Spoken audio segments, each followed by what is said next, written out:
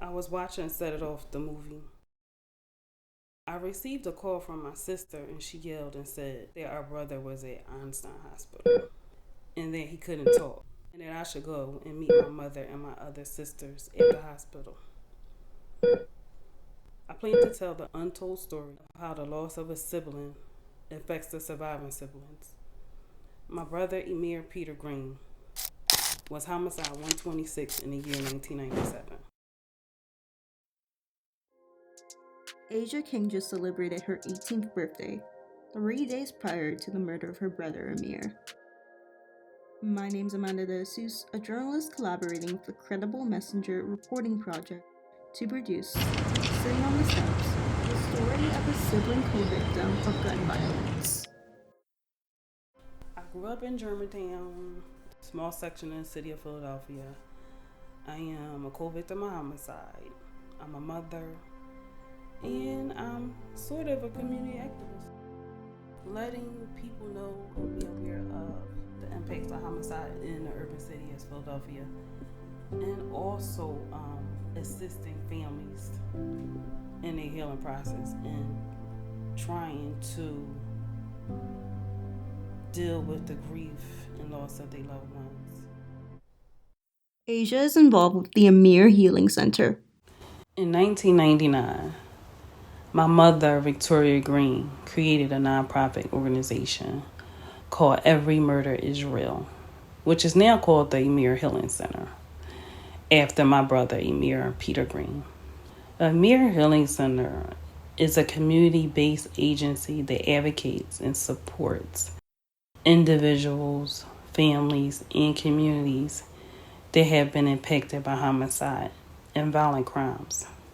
Survivors of violent deaths have to contend with a totally different set of circumstances than someone who has experienced a natural death. Emir builds on the natural strengths of the families to rebuild a new normal. Some of the many services offered at Emir Healing Center are family and friends support groups, victim assistance, grief support group, education and navigation through the criminal justice system. When a homicide occurs, everything stops. So it's like one foot is in the present and one foot is in the past. And your past is so much your reality.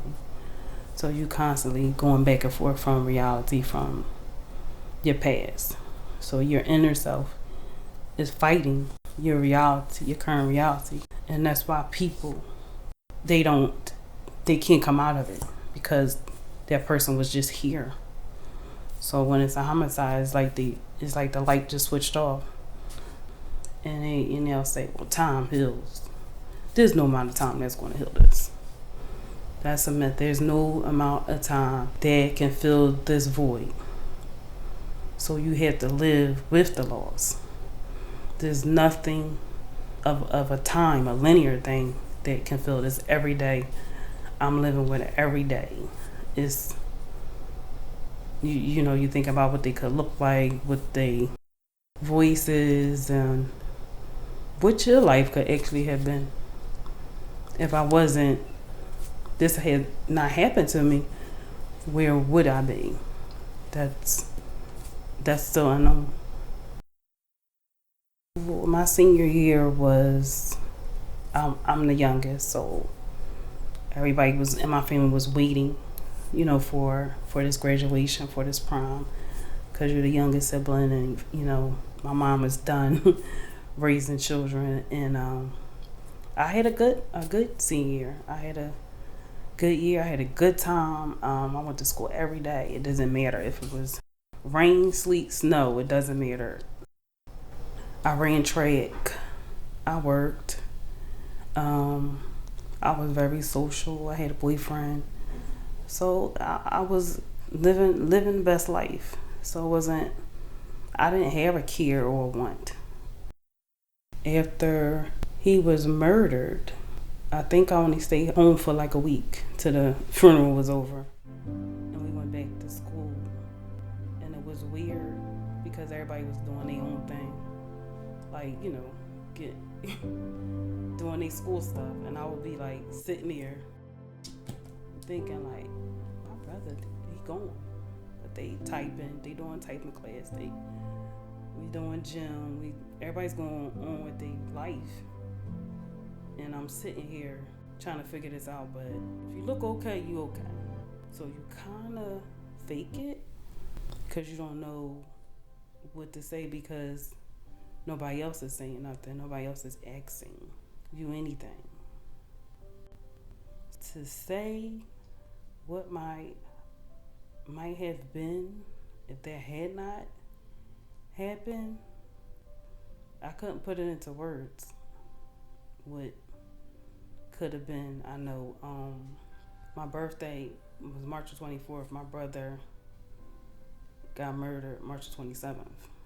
So every time my birthday come, and we celebrated it hard.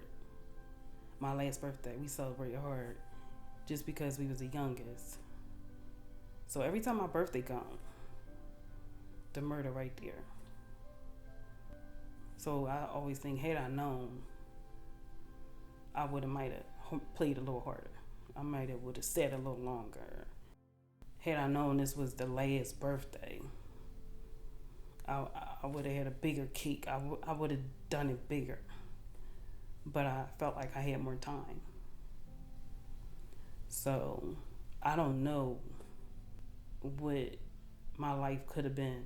Only can imagine it could have been wonderful with him because he adored me.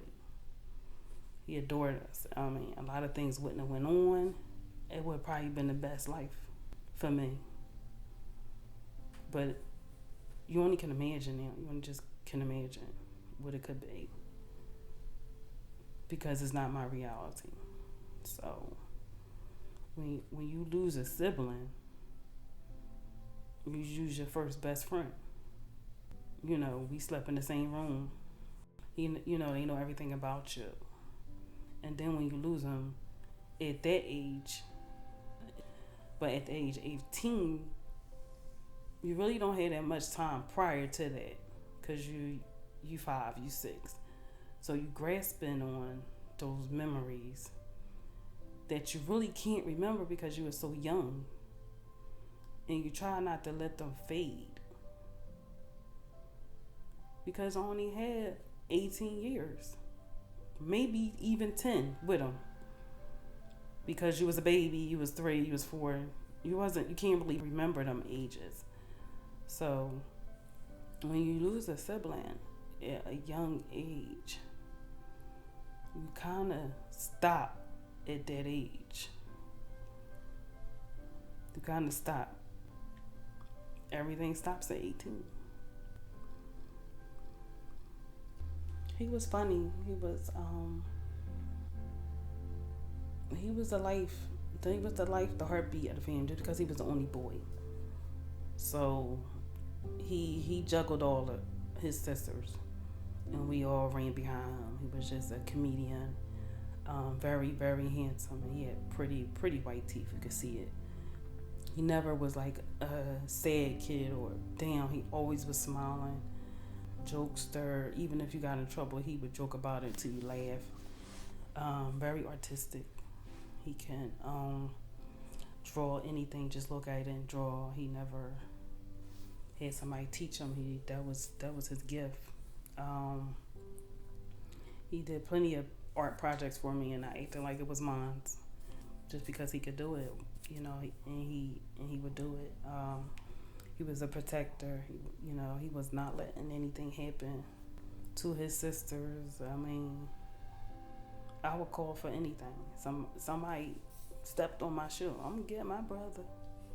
You too loud. I'm getting my brother. Anything. He can calm any situation, like, because he was just his aura. He was just well liked, and he wasn't a starter. Cause chaos and confusion. Even though he was big and dark skinned, he was very loving. He was very loving, gentle. That's my brother. I'm sure he had things he wanted to do. just like any 21-year-old trying to figure it out, he didn't have the opportunity. He didn't have the opportunity to explore or dive into his career. We always wanted him to be an artist because he was so good at it. But he would say, artists, they don't make money till they die. I'm not waiting that long. But we would say, well, you can make, greeting cards. He didn't see the value in it, but in a sense, he was right. But he didn't. We were so young. We didn't think about tomorrow. We was just living it up in the moment. After the death of Asia's brother, it left their family with a void they couldn't fill. It was even harder to verbalize those feelings. He left, the laughter left. The house was dead. My mom's house was dead, along with him. And as a sibling, you know the house is dead, but nobody wants to say nothing. And you don't want to be selfish with your mother or the parent because they lost a son. You didn't. You just lost a brother. I didn't want to upset my mom any more than she was. I just didn't want her to go crazy. That was my exact words. So she didn't go crazy. I wasn't going to say anything. But the siblings, the surviving siblings, are not okay. Asia refers to this experience as sitting on the steps. According to Asia, sitting on the steps refers to being overlooked as a sibling co-victim of gun violence. So you sit there, like I said, you sit on the step because they're sitting on the steps. They sitting on the steps. The memory that they brother or sister, they sitting on the step, wishing they was there. They sitting on the step, conjuring up a revenge plot, and they sitting on the steps, hurt, and nobody is touching it. And if I look like I'm okay, I'm not okay. I'm masking it so well that you should be so concerned. It's not about, me crying. It's about once the household dead, where do we go from here? And you don't want to be selfish towards your parent because they lost a son. But I lost a brother as well. So you're going to internalize all that. Either you're going to be angry or you're going to be depressed. And you may not know it, a little bit of both. And then you suppress it. You act like it didn't happen. But you don't know that's what you're doing. So you act like it didn't happen. But it did happen. So I'm fooling myself. So when people ask you how many siblings you had, you lie. I'm like, I had 3. I had 4. Knowing well. That's not true. And I feel bad. Because I know how to do it. I know how to tell them. A lot of siblings do this. You feel bad that you're doing it. But you get into a routine. And then years go by. Keep doing it, keep doing it, keep doing it. Until you can't do it no more. And then you start telling everybody. But most siblings don't get to that point. Because nobody asks them. Because they still sit on the step. I believe all siblings wanted to retaliate. Because you feel like you have to honor that sibling's life by retaliation. And you think about it, and you think about a plan. But everybody asking you is okay. But I got a plan that I'm gonna get this person back. You know, you set it up in your mind, the plan, action. But you're scared. But you feel like if this was me, I would want them to do the same. So it'll be a lot of pressure on the sibling, the surviving siblings, to do something. That's your brother. You ain't gonna do nothing. You ain't gonna get back at him. And some siblings get pulled into it. And that's when the retaliation starts. And some siblings, like myself, it's just a thought. It stayed in a state of thought. But had I really see the person that did it on the street, if I had, what would I done? I don't know. But it's a thought. And if it's a thought for me, it's a thought for other siblings. And it ain't a, outrageous thought. That's what the surviving sibling go through. Because you don't expect your parent to go out there. They lost a son. So senior year is filled with just all type of festivities. You wait, I think, since kindergarten to graduate. Because you got the prom, you got graduation, you got move up, you got senior day, you got your class trip, your ring. That didn't happen for me. I did go on the prom, but because my brother did see my dress prior to his murder, and he loved it. I put it on for him because that's how close we were. So he knew what I was going to wear. But it's hard to celebrate when you constantly thinking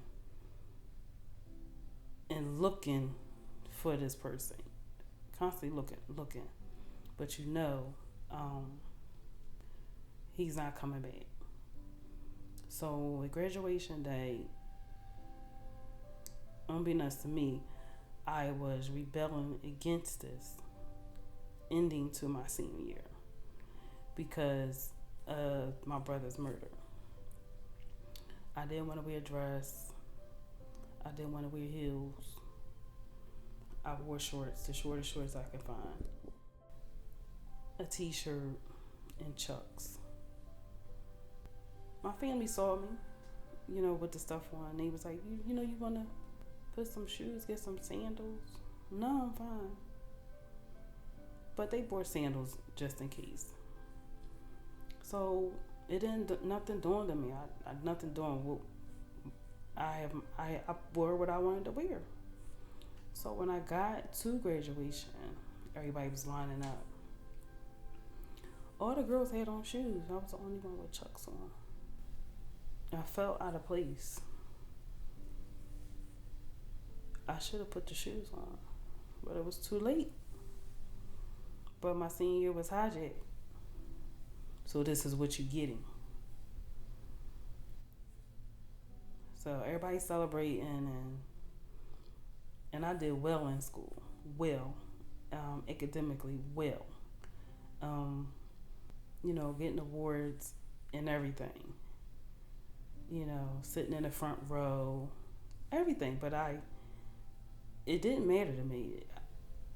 I didn't get into the graduation like I could have, just because, as I'm looking in the crowd, I'm looking at my family. They wasn't focused either. Clearly, the grieving was still hitting heavy. And they was trying to push through it. They was trying to cheer me, But I could see it. Just looked at my mom and she tried. It was just too hard to celebrate. At the graduation, I didn't want to go nowhere. I just went back home and laid on the couch.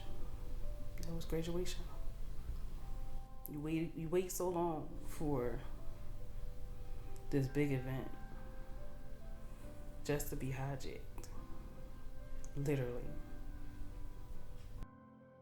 Asia also talks about how difficult it was for her family to find local resources. During that time in Philadelphia, was no services for co-victims. That's what we found out. That's why we started in here. There was no services. Services really started in 2000s, in that era. So the one group we did attempt to go to was at the medical examiner's office. Who want to go to a medical examiner's office to talk about a murder? So my mom nixed that. Who want to keep coming down to a medical examiner's office to talk about this when you had to go down there and identify the body? I don't know who thought that was a good idea.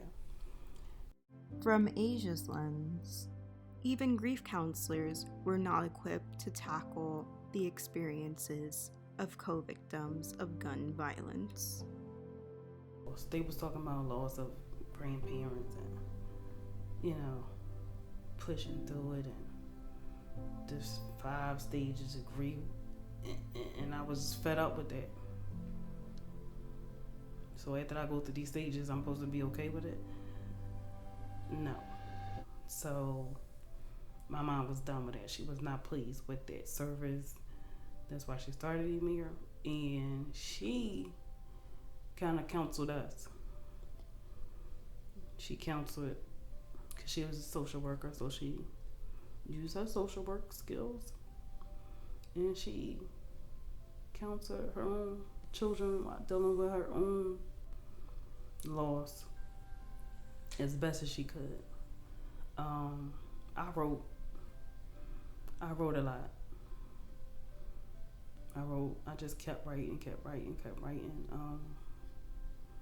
and it helped me get it out. And I'm a good imagination. I got good imagination, so I can imagine something, and I can have a feeling and make me feel good. But over time, I did go to therapy.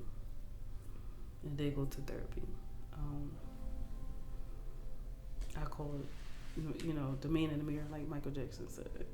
If you want to make a change, you gotta look at yourself. You gotta look at the man in the mirror.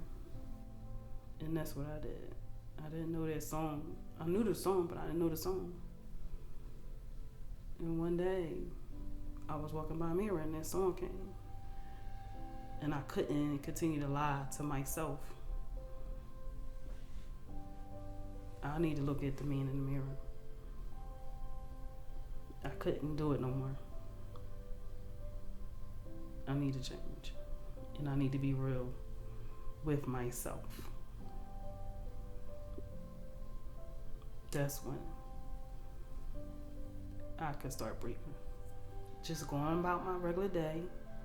I walked past, I had a stand-up mirror in my room. I walked past really fast, and then I walked back, and then I looked at the mirror, and I said, what are you doing?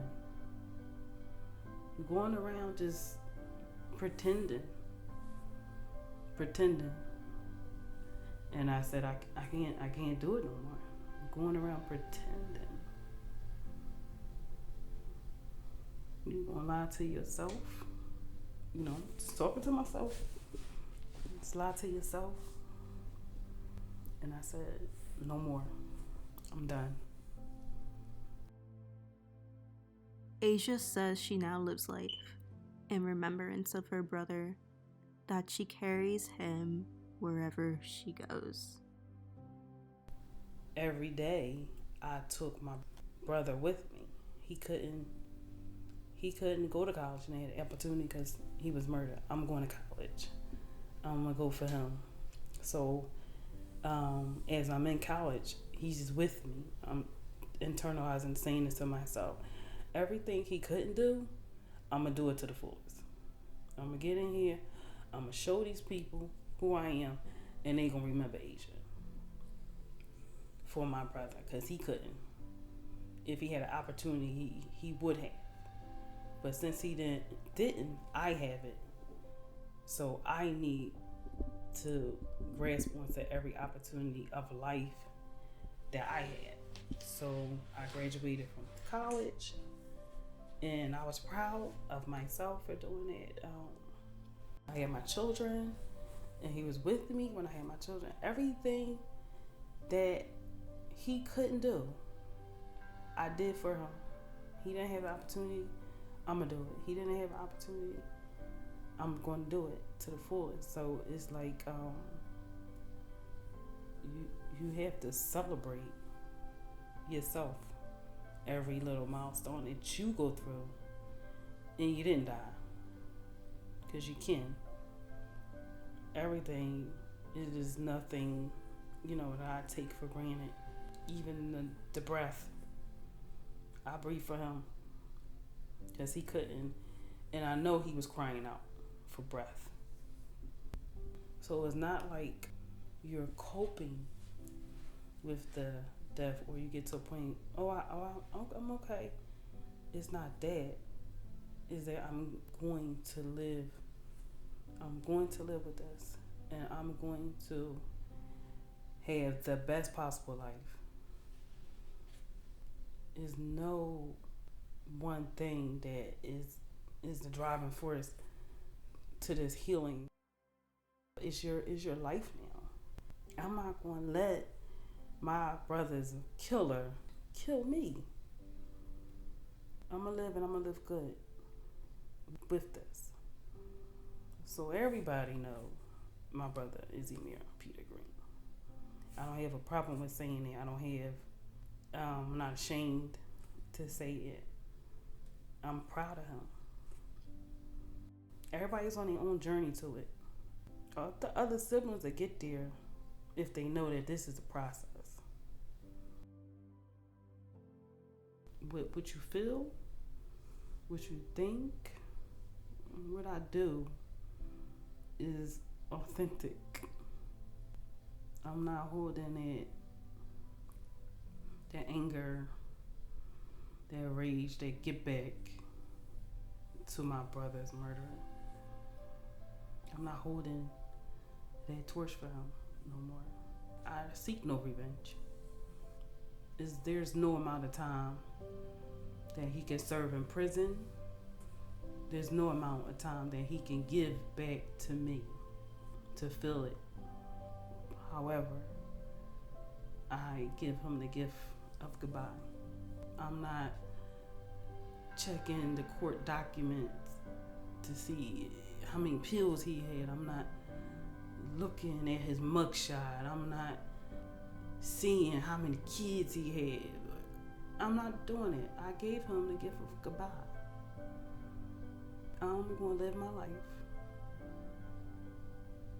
And whatever happens to him, it happens. I have no, the more I indulged on that, it kind of hurt me. And people would say like, at least your brother murderer was convicted, and he in jail, and y'all got justice. We, other families didn't. And I always say, who justice? There's no win. There's no win. I mean, yeah, I'm pleased with the judicial system that they caught him and prosecute him. But when we left that courtroom, we wasn't hooping and hollering into victory. It was just still hurting. So I don't think there's no winners in this. There's nobody. I'm glad that they caught him now. But what you think you're going to feel afterwards is really not the reality of it. Because, like I said, there's no amount of time he could give me for forgiveness, or I'm good now. Asia says she sees a younger version of herself when she speaks to fellow sibling co-victims of gun violence when she's at Emir Healing Center. I would like to encourage other siblings that have lost a brother or sister to murder. To get off the steps. Your journey to healing starts with your desire to live. Choose yourself. Surround yourself with people that will love on you and show you acts of kindness. Hold on to those wonderful memories of your loved one. Create a space where you and others can collectively have a conversation about your thoughts and your feelings of your loved one. Be proud. Be brave. Be true to yourself.